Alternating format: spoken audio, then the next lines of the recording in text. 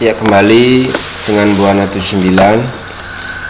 Kali ini saya akan coba memberikan video tutorial bagaimana cara menyelesaikan atau mengerjakan buku kerja atau worksheet setelah PPH atau setelah pajak, dimana pada pertemuan-pertemuan sebelumnya kita sudah bahas mengenai worksheet setelah atau worksheet sebelum PPH ya, yang sudah kalian kerjakan dan kalian selesaikan. Mestinya kira-kira kemarin hasilnya seperti ini ya, dari worksheet sebelum PPH yang kalian kerjakan kemarin menghasilkan laba sebesar 260.124.100 rupiah.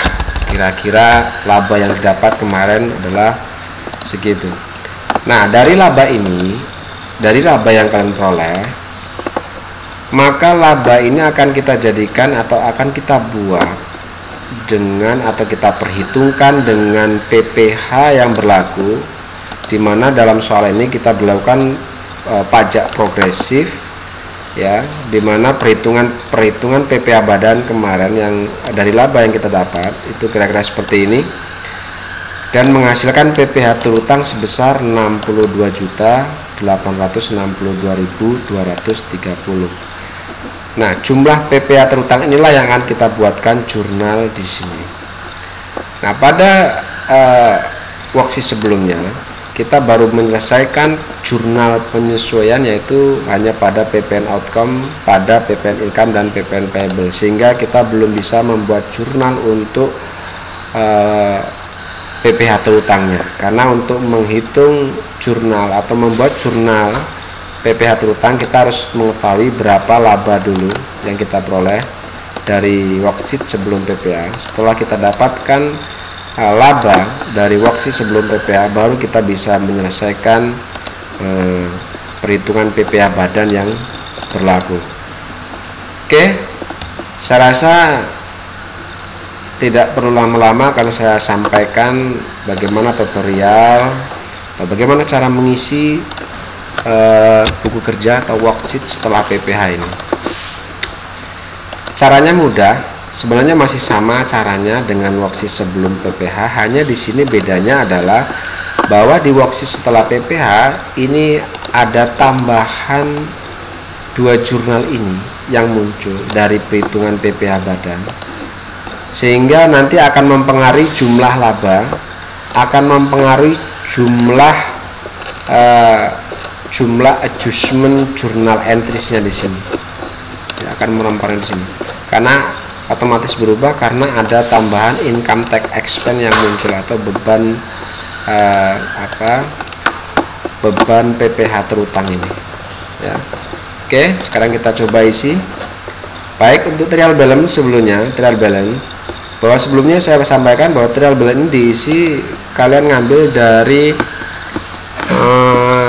trial balance atau neraca saldo tanggal 31 Desember hasil posting dari buku besar.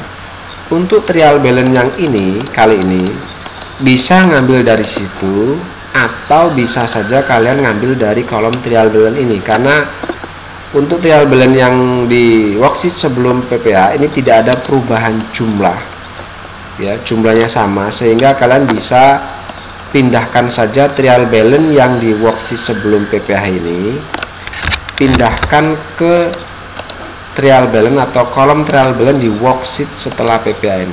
Nah, karena tidak ada perubahan jumlah, hasilnya sama, kalian tinggal pindahkan saja. Nah, untuk adjustment journal entries seperti yang saya bilang tadi, ini ada perubahan karena adanya masuknya dua jurnal perhitungan pajak ini, atau adanya jurnal tentang pajak yang dihasilkan dari perhitungan PPH badan ini. Hanya di sini perubahannya. Kalau sebelum-sebelumnya atau di worksheet sebelum PPH kita hanya baru sampai pada batasan ini, maka di worksheet setelah PPH ada tambahan dua jurnal ini. Ini yang jadi pembedanya. Oke, sekarang kita tinggal masukkan saja. Nah, cara masukkannya kita bisa pindahkan sama juga seperti tadi, seperti tadi kita pindahkan juga di sini. Semua nominal di adjustment journal entries ini kita masukkan di sini. Masukkan ke kolom ini. Nah, setelah kalian pastikan masukkan semua akun yang ada di worksheet sebelum PPH masuk semua di worksheet setelah PPH, barulah kalian masukkan yang ada di jurnal ini. Yang ini kalian sudah kemarin masukkan, sehingga menghasilkan ini. Ya, menghasilkan ini. Nah, sekarang kalian tinggal masukkan saja yang 2 jurnal ini. Oke, yang pertama kita masukkan income tax expense ada di debit, jumlahnya 62.862 sekian. Income tax expense kolom debit. Oke, berarti di sini. Ya, kemudian yang selanjutnya di sini ada income tax payable kolom kredit, masukkan di worksheet income tax payable kolom kredit, berarti di sini.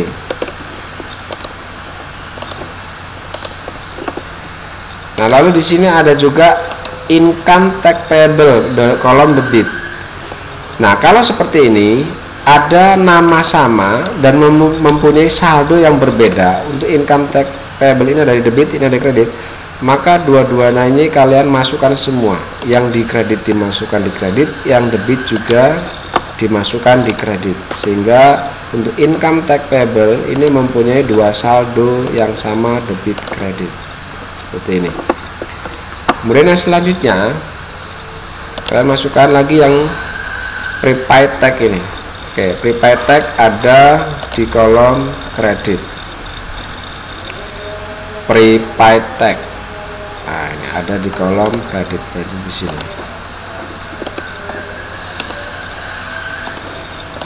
Oke, baik, semua sudah kalian masukkan. 2 jurnal ini yang tadi ada 4 akun sudah kalian masukkan semua ke sini, sehingga di sini setelah kita masukkan semua, jika kita total, maka pastinya jumlahnya pun akan berubah. Mestinya akan lebih besar dari jumlah sebelumnya. Oke, di sini berubah, ada 323.948.360. Ini adalah jumlah adjustment journal entries yang baru. Nah, untuk selanjutnya, untuk kolom adjusted trial balance, kemudian income statement dan kolom balance ini silakan kalian lanjutkan ya. Caranya sama seperti kemarin bahwa adjusted trial balance ini kita ngambil dari kalkulasi antara kolom trial balance dan kolom adjustment journal entries. Ya, contohnya kalau di sini ada di trial balance ada kolom debit, di adjustment journal entries ada kolom debit. Berarti karena debit ketemu debit, maka kalian harus tambahkan, letakkan di adjusted trial balance di kolom debit. Ya. Dan seterusnya ke bawah. Kemudian di sini ada income tax payable. Di kolom trial balance kosong, di kolom adjustment journal entries di sini ada kolom debit dan kredit jumlahnya sama. Karena jumlahnya sama berarti di sini saldonya 0. Berarti tidak ada saldo berarti. Ya, jadi seperti itu. Silakan lanjutkan semuanya di sini, kalian pasti bisa. Kemudian untuk income statement, ya, income statement sekali lagi kalian bisa ngambil di kolom adjusted trial balance ini. Setelah kalian isi semua, kalian gunakan untuk mengisi income statement. Jadi untuk income statement kalian ngambil di adjusted trial balance dari kode 4 ini sampai kode 9. Kalian masukkan semua ke kolom income statement sesuai barisnya. Berarti di sini, mulai di sini berarti. Masukkan semua jumlah, yang di kredit masukkan kredit, yang debit masukkan debit, terus sehingga nanti akan ketemu total di sini. Ya. Karena tadinya ada perubahan pajak, ada penambahan income tax expense ini, maka otomatis mestinya di sini akan berkurang laba. Yang tadinya 268 juta sekian, setelah adanya PPH terutang ini, maka otomatis di sini labanya akan berkurang sekitar 206 atau 205 juta lah, kira-kira di selisih labanya kira-kira segitu. Kemudian untuk kolom balance sama, kolom balance kemarin kita ambil dari kode 1 sampai kode 3. Ya, kalian masukkan semua di sini kode 1 sampai kode 3, yang debit masukkan debit, yang kredit masukkan kredit. Sehingga nanti di sini jumlahnya, selisihnya mestinya juga sama dengan selisih yang ada di income statement, yaitu sekitar 206 atau 205 jutaan gitu. Sehingga kalau di total di sini maka jumlahnya akan sama atau akan jalan. Ya, saya rasa itu mungkin tutorial dari saya untuk mengerjakan worksheet setelah PPH.